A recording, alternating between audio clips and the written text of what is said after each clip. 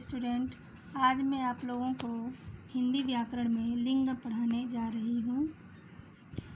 इसको ध्यान से सुनिएगा और याद करिएगा। लिंग किसे कहते हैं? शब्द के जिस रूप से यह पता चले कि वह पुरुष अर्थात नर जाति का है अथवा स्त्री अर्थात मादा जाति का है, उसे व्याकरण में लिंग कहते हैं। अब ध्यान दीजिएगा कि संज्ञा विकारी शब्द है। विकार का अर्थ है परिवर्तन होना। संज्ञा में विकार 3 प्रकार से आता है। पहला है लिंग, वचन और कारक।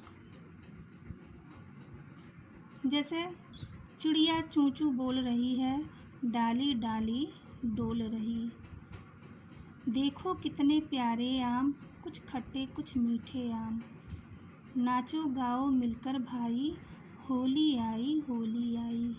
इन पंक्तियों को पढ़कर पता चलता है कि कुछ शब्द पुरुष सूचक होते हैं और कुछ स्त्री सूचक। जैसे चिड़िया, डाली और होली स्त्री सूचक शब्द हैं। आम और भाई पुरुष सूचक शब्द हैं। संसार की समस्त वस्तुएं, प्राणी और मन के भाव या तो पुरुष सूचक होते हैं या स्त्री सूचक। इसका बोध हमें लिंग के द्वारा होता है। लिंग के भेद। लिंग के 2 भेद माने गए हैं। पहला है पुल्लिंग, दूसरा है स्त्रीलिंग। अब पुल्लिंग किसे कहते हैं? जिस शब्द से किसी प्राणी, वस्तु अथवा भाव के पुरुष जाति के होने का बोध होता है, उसे पुल्लिंग कहते हैं। जैसे पुरुष, बालक, बैल, तोता, बंदर, शिक्षक इत्यादि। और स्त्रीलिंग किसे कहते हैं? जिस शब्द से किसी प्राणी, वस्तु अथवा भाव के स्त्री जाति के होने का बोध होता है, उसे स्त्रीलिंग कहते हैं। जैसे स्त्री, बालिका, गंगा, मलाई, गाय, शिक्षिका, पेंसिल इत्यादि। लिंग व्यवस्था और लिंग निर्णय। लिंग की पहचान का निर्णय प्रायः 2 प्रकार से किया जाता है। पहला है शब्द के आधार पर और दूसरा है शब्द के रूप के आधार पर।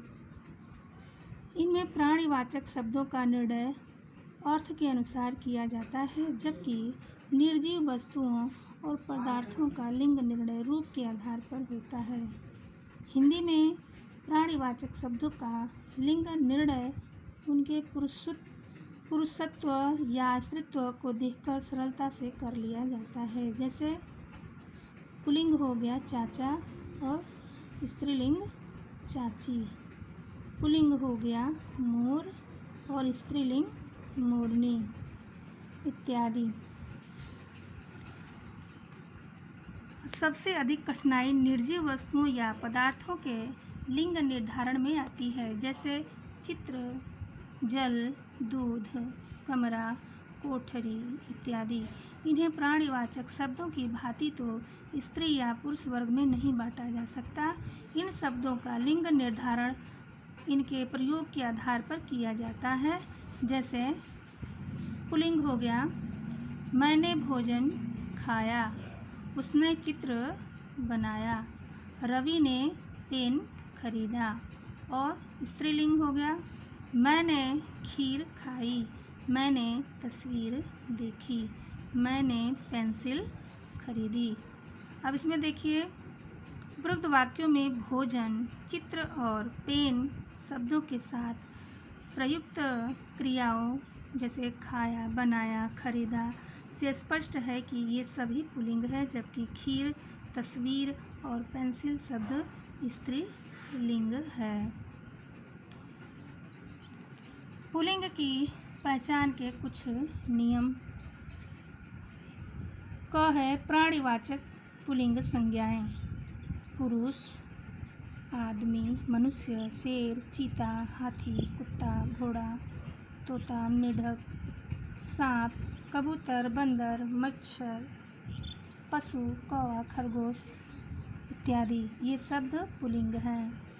और ख है अप्राणिवाचक पुल्लिंग संज्ञाएं। पहला है फलों के नाम, आम, सेब, केला, संतरा, अमरूद, अनानास, चीकू।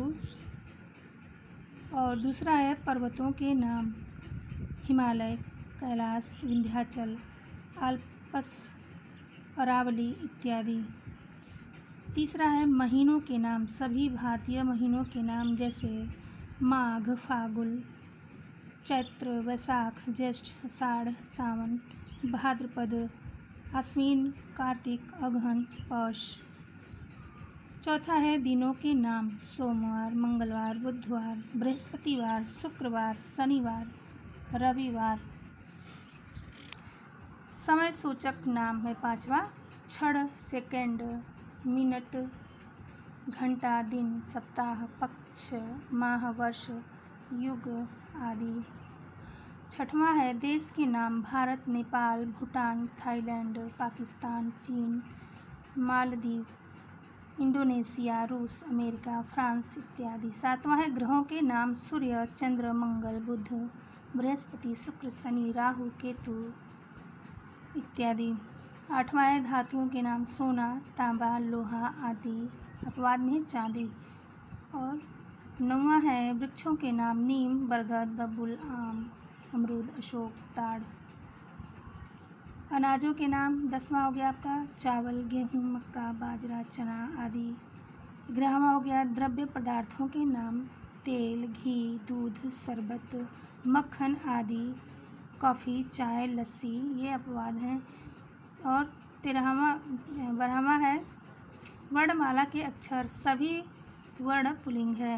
अपवाद में है छोटी ई और बड़ी ई। 13वां है समुद्र के नाम, हिंद महासागर, प्रशांत महासागर, आर्कटिक महासागर इत्यादि।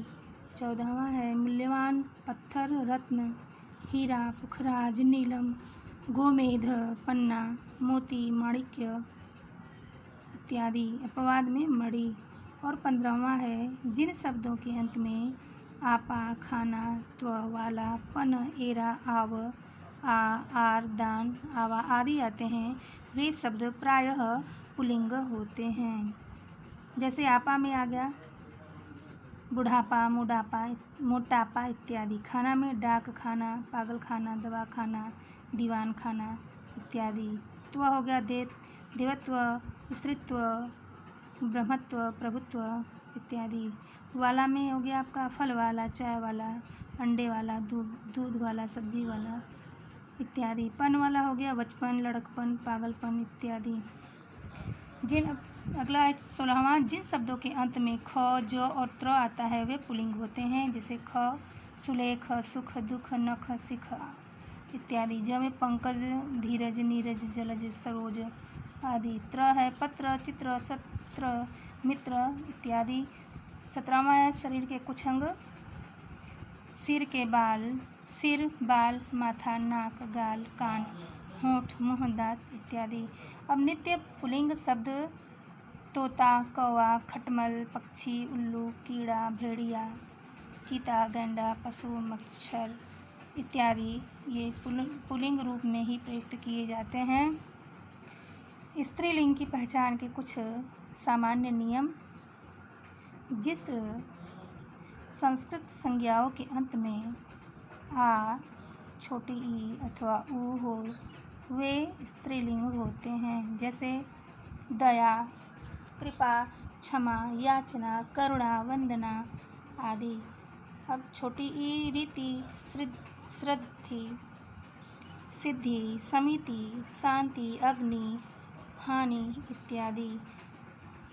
ऊ है रेणु, धेनु, वायु, मृत्यु, धातु, आयु आदि। दूसरा है जिन शब्दों के अंत में आहट, आवट, या, ता, आई, इमा, आस, री, त, बड़ाऊ आदि आते हैं वे प्रायः स्त्रीलिंग होते हैं। जैसे आहट, गर्माहट, घबराहट, चिकनाहट, चिल्लाहट, मुस्कुराहट, गुर्राहट इत्यादि। नित्य स्त्रीलिंग शब्द कोयल, मक्खी, भेड़, मकड़ी, गिलहरी, मछली, छिपकली, चील, बुलबुल आदि शब्द नित्य स्त्रीलिंग होते हैं। शब्दों के पुल्लिंग से स्त्रीलिंग में परिवर्तन संबंधी नियम है।